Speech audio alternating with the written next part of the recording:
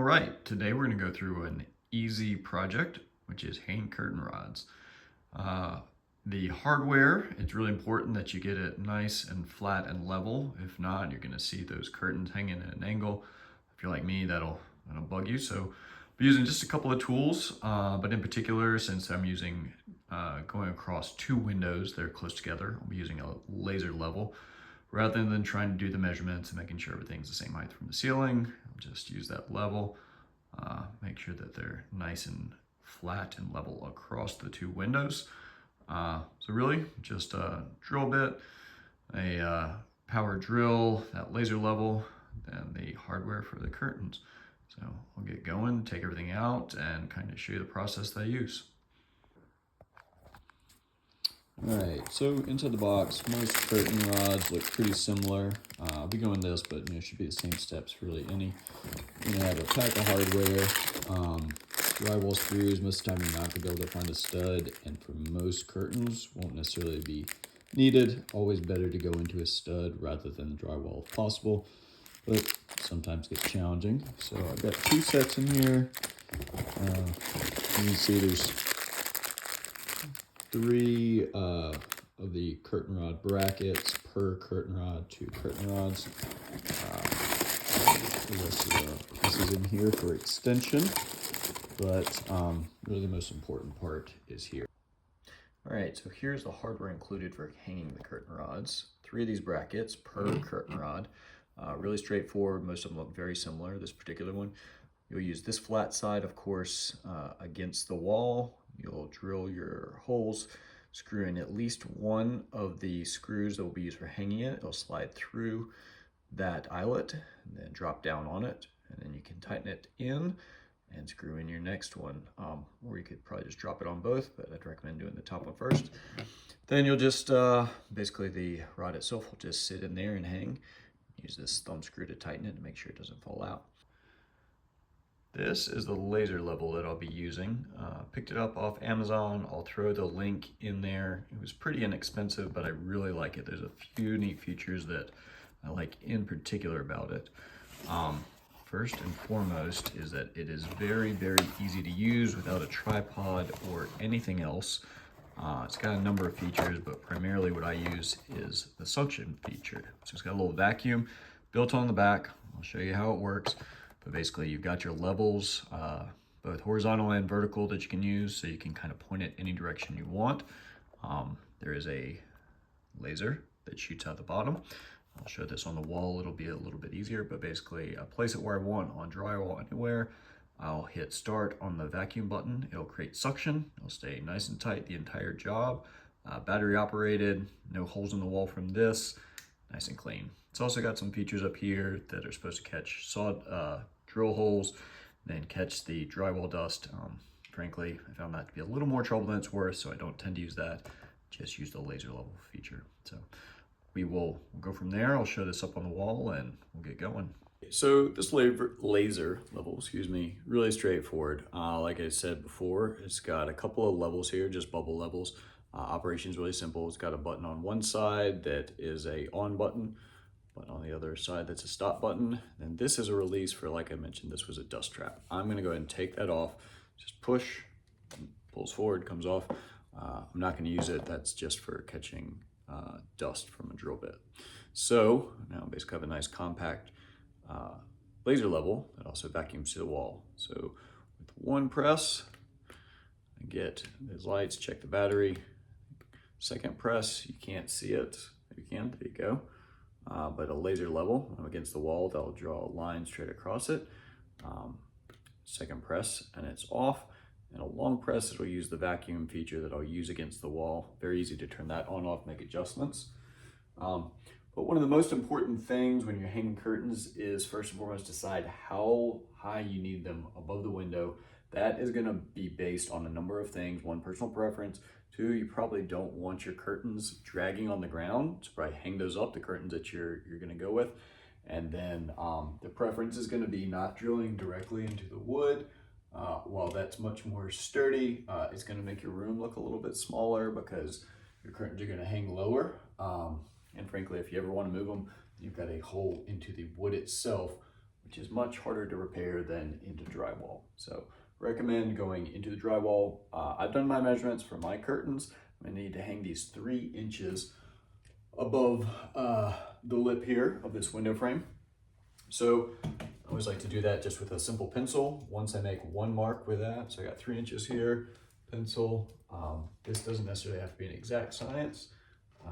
Just want to get it roughly where you want it. For my purposes, there's a fair amount of give. It's going to be the top of that bracket. Do a little pencil mark. Basically all I need to do now, and if I ever mess that up, since it's a pencil, easy erase, but I'm going to get my laser going directly across that. So, like I mentioned, first, oh, that was the off button, turn the on button, and I press it, going the wrong way, of course, because it was upside down. Got that, that is on. I am going to take it, it's going directly across. So a few things I'm looking at here. 1, my level. 2, you probably can't see it, but I'm going through that line I made. And when I'm happy with that,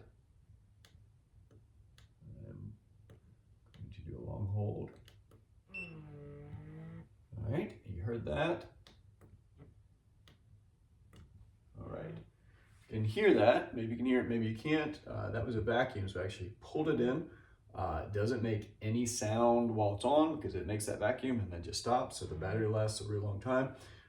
You've got a gauge down here, I forget which is which. One is the battery life, the other is how strong the vacuum pressure is. And so if that goes down, it may readjust itself. It does that on its own. I'm just slightly off level here, and I'm going to make a little adjustment. You can make slight adjustments with it in. Get my bubble right where I want it. And I've got a nice clean line all the way across. So I will take this so you can kind of see it is across both windows. And as you can see, that's really nice for ensuring that I've got the same height. All of my holes will be dead on as long as I put them on that line. So I can move where I place those brackets kind of independently. Since there's 3 of them, I want them evenly spaced. One I'm going to try to put right in the center. Honestly, I'm just going to eyeball it. You can measure it depending on your level of comfort. And then one on either side just outside of the window itself. Those will be the brackets. Honestly, once you have the curtain hung, the brackets aren't super visible. So not all that important other than the height. That is really the biggest thing. So I'm going to mark a few drill holes here just so I know what I'm looking at. Like I said, eyeballing the center here. For me, like I said, not going to be super visible. Put it right there, again, on that laser line. One here, just outside. This one, I'm going to go ahead and measure just so I'm symmetrical, because that will bug me later if I don't do it. I'm going to go ahead and put it 3 inches from the edge, right about here. And so I'll do the same thing on this side. I can probably do this without. And right there. So just in case something happened, I'm going to go ahead and do my other window the same exact way while I've got the line, just in case I bump my laser level or something. I've got it all marked, but it is a pencil, easy to fix if I decide that I wanted to change it or something happens, I need to start over. Again, center, checking it there, 3 inches from each side, doing it right there, and 3 inches from this side, right there. All right, so that is it. I'm now going to just use a drill bit. I do need to check what size drill bit I need, so I'm going to look at that. Okay, so something important to think about before you start working is where the studs are that you're going to be working around. Even if you're not aiming for one, you need to make sure that you are or are not going to be drilling into one, because it's going to change the size of the drill hole that you need to make. So if you're going into drywall, you'll be using the drywall anchor. These should look really familiar. It's basically a piece of plastic that you drill a hole into, you push it into the wall, and then when you screw into that, these wings here separate and grab onto the back of the drywall. So you'll want a hole that's smaller than the cap here, but big enough that it's roughly the size of the body there. As you can see, like I've selected there, there's nothing in the instruction manuals that usually tell you the exact size. About the same size as the body, so you can push in without too much trouble. However, if you drill this and then you do hit a stud, this isn't going to work in a stud very well. It's going to be very hard to push into the wood. You'd have to get exactly right. And then frankly, it's not going to work as far as its intended purpose, which is expanding. So into a stud, you just screw directly in with the screw itself, but you must drill a pilot hole because these, while self-tapping, aren't strong enough and you'll strip out your screw before you get it all the way in without a pilot hole. So again, you're going to select a drill bit that's appropriate for that. Make sure, not going to be able to see this very well, make sure that the size is smaller in diameter than the screw itself so that you are still going to be grabbing something. So you can't see it well. I've selected my threads are both hang out on either side, so make sure that while it will make room for the hole for the screw, it's not going to actually go ahead and drill out the material that the threads would bite into. So I'm going to go ahead. I did just check beforehand, and I'll show you. And roughly, this one here on this left side is into a stud. The other two are not. I'm going to drill. It's possible there's a lot of blocking and stuff up there. My stud finders give me some measurements that was close. I'm going to drill the smaller hole first. If it turns out I'm not in a stud, it'll be really obvious. Go straight through, and then I can drill a bigger hole for the anchor, but I'll do the smaller one first. Okay, so like I mentioned, I'm only drilling the top holes to start with. That's what's most important for this particular style. Sometimes you'll go ahead and want to drill both of them, but I prefer to drill once and not have to patch anything later. So like I said, I'm not 100% positive I'm going to hit a stud, so I'm going to start with a smaller drill bit. You can always go bigger, but once you have that larger hole, a little bit more difficult. Certainly ways around it, but start with a small one. If I don't hit a stud, I'll know. And as always, you probably get some advice from who's actually in charge of the decorating. My wife just told me she doesn't want the center one, so I'm actually just going to be doing the two outside ones. These are pretty narrow windows. They're not going to need 3 brackets for that amount of space. Be perfectly fine for this one, but you could use 3s included in the kit. So simply find my mark. Like I said, straight into the wall. Line it up. Right on the line, on that green line as much as possible. And nice. Did not hit the stud. That's actually what I was hoping in this case. So I'm going to change out for my larger bit. Okay, just changed out at my larger bit that's appropriate for the drywall anchor. So I'm going to take that same hole that I just drilled, make it just a little bit bigger. It doesn't take much.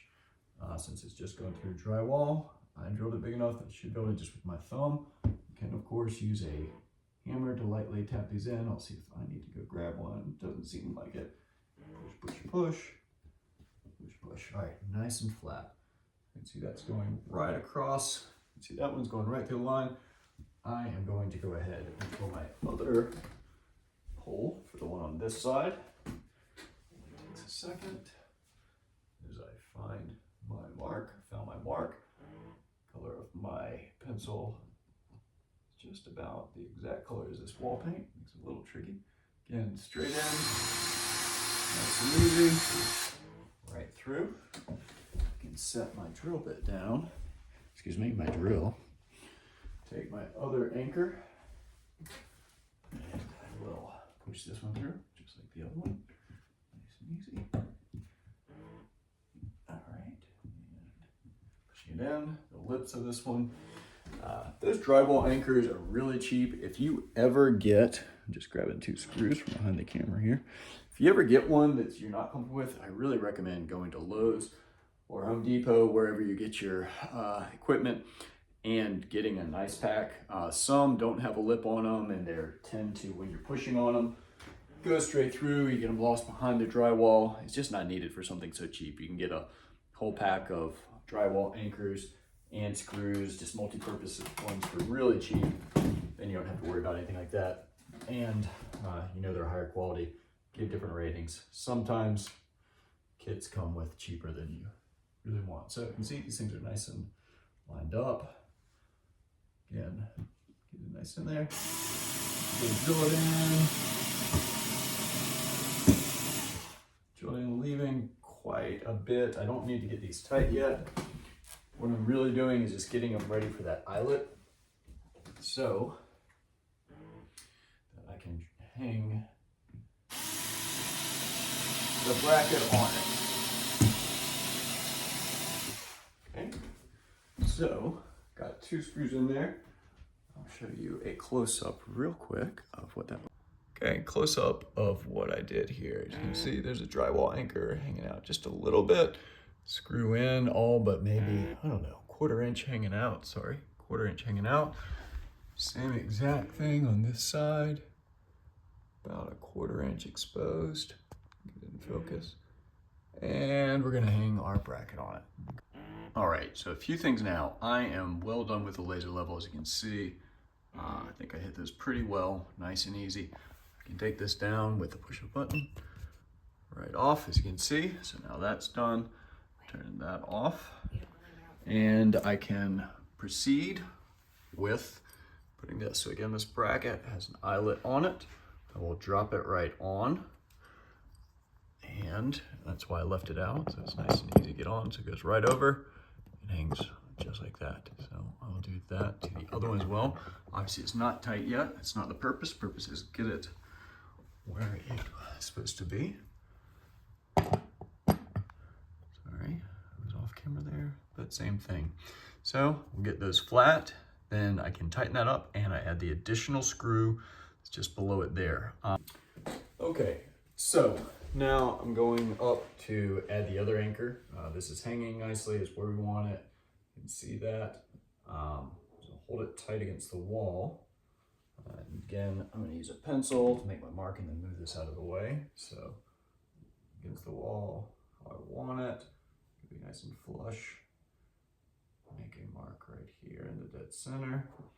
Then I will just take this off just like it came on.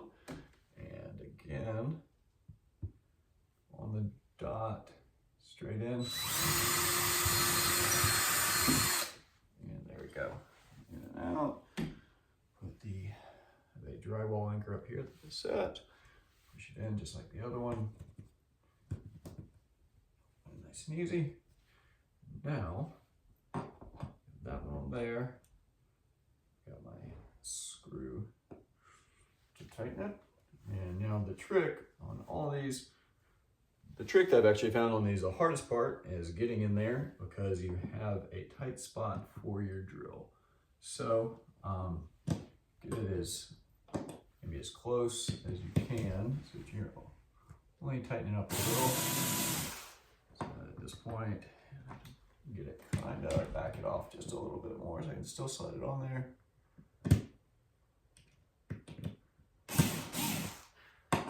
Drop it on there, semi-tight. That one, I may use a manual screwdriver just to tighten it up there because we can get a longer one at an angle. This one's a little easier. Put that in. Nice and tight. Could skip in just a little bit there. It's pretty tight, so it looks good. And I'm gonna go to time lapse, do the exact same thing on the other one. This nice and tight, this nice and tight without stripping them. Very easy to strip these soft screws sometimes. Move in time lapse and we'll move pretty quickly through it.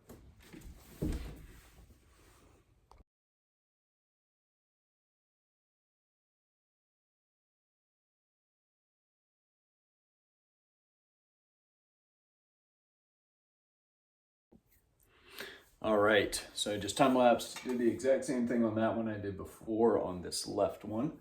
My left, your right probably. So now I just take these thumb screws and I want to back them out so that there's not much exposed. And just look at that. Again, no screwdriver needed, just a thumb screw. Take them, backing them out of the hole. I'm going to check my curtain rod here. Put it in. Still a little in too far. Back that out a little more. Sits nice and flat. Very happy with the way that looks. So now I'll take it out, throw the curtains on it, and I'll have that one hung. See how it looks. Okay, so we've got the curtains on the rod. This one is gonna go, these are flat on, so it will actually be on them in this case. Instead of actually completely hidden, but still have a nice bar. Windows hung, curtains hung. I will take this out, kind of show you the different view. Looks pretty good, really straightforward. Okay, so there's the finished product. Quite happy. I don't know how it looks on the video, but with the levelness of it, like I said, those are just hanging on the floor. That's how I decided to measure it. Put them up there. Obviously, these curtain rods, every one that I've bought, unless it was a solid piece of wood, these are extendable, so you can kind of play with how far out you want them to go. And then when you're happy with them, tighten those thumb screws in the back to whatever position they're in. Then they'll be nice and sturdy, and regardless of how you're moving the curtains, the rod itself should stay flat. So I'm going to go into time lapse, do the exact same thing over here, and then show you the finished product when I'm done.